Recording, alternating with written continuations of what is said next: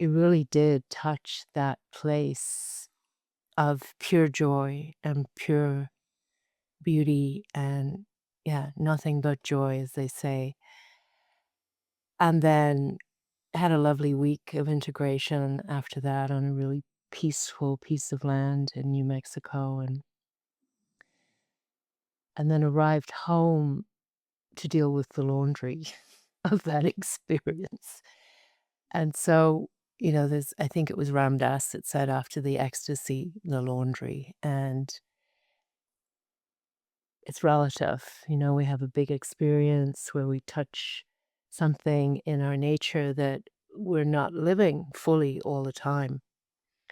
And then everything from the basement that is not like that has to come up to be washed clean, hence the term the laundry. And so that's what I've been sitting with since I got back last Saturday night. A lot of laundry and some really interesting recalibration going on in my head. And I speak to this in case anybody has, you know, a similar experience.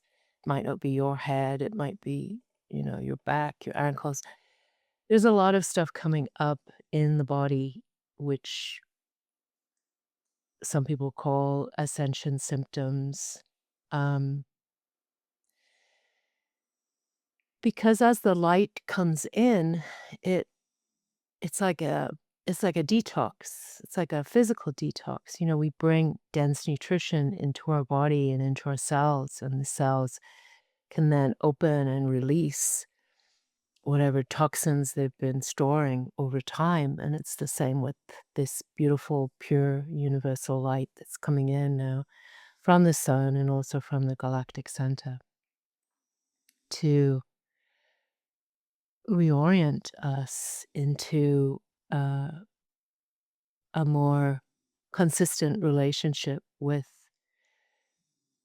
joy, with beauty, with our ability to capacitate greater experiences, bigger, more expanded experiences and hold them. So there's a lot, there's a lot that can happen after a big ceremony. And it can go the other way too. We can be in a ceremony where we're doing nothing but shadow work and it's really hard and it's really tough. And then that's the clearing, that's the laundry. And then after that, we get to experience the lightness and the ecstasy. So it can go both ways and anywhere in between. I think that's probably why in a relationship, in a romantic relationship, after the first 6 months of the peak bloom and expansion of wondrousness, the honeymoon period, it's very typical then to have a very strong upsurge of, you know, the stuff that's in the way of that as a way to live like that more permanently. So, what I wanted to um, talk about a little bit in this transmission is partly that, in case anybody else is experiencing that, a frequency jump, and then the laundry that has to take place after that in order to maintain it. Um, and also a little bit about letting go. Talk a lot about that in my work, and I talk a lot about it in ceremony. And it can be difficult to let go if you don't know what you're letting go into, if you don't have a sense of what is there to support us in the letting go, and oftentimes we don't know what we're letting go into.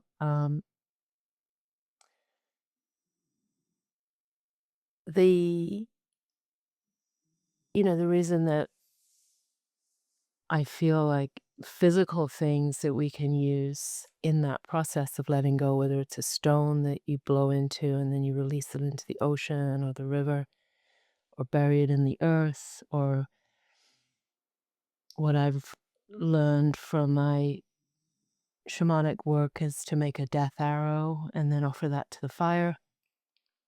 So you're in a conscious relationship of you have this vessel that you can work with to let go into. It's holding your basura, that which doesn't serve you anymore, and you can breathe that into this object. Um, and it stops it from looping. It stops us from having those horrible looping thoughts.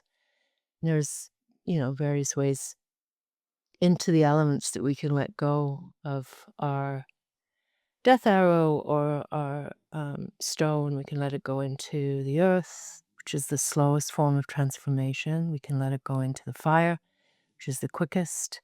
Water, you have to be careful with water because I wouldn't put a death arrow in because it's got, you know, material on it that's not necessarily native to a waterway. But a stone, yeah, for sure you can put a stone into the water. The water's kind of like another way to transform.